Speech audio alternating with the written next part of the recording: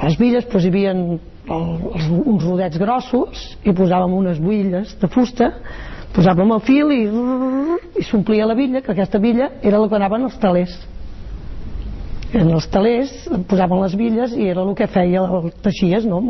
Allò. Però jo m'hi vaig estar molt poc, perquè no sé si el senyor Roma, el Francesc Roma, em va veure que a mi m'agradava els ordidors perquè me'ls mirava o no sé per què, i va venir un dia i em diu, escolta'm, t'agradaria fer anar aquesta màquina? I jo li vaig dir, m'agradaria, però no, que hi ha molts fils i jo no m'entendria.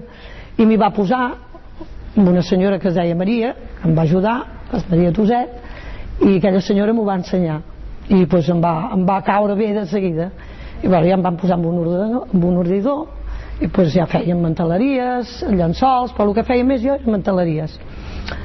I hi havia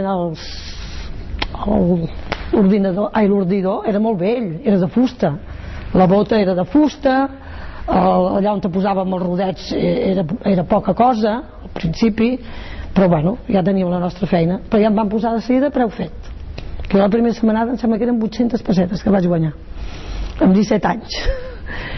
I que ara vaig a dir una altra cosa, que me'n vaig l'altre dia que vam venir a veure això de la troca a dalt, que hi ha aquells despatxos, encara vam veure la ventanilla que anàvem a cobrar. Ens va fer molta il·lusió, dic, oi, aquí hi havia el senyor Bassas que ens pagava cada dissabte. Vull dir que 800 pessetes ja veus el que era, no?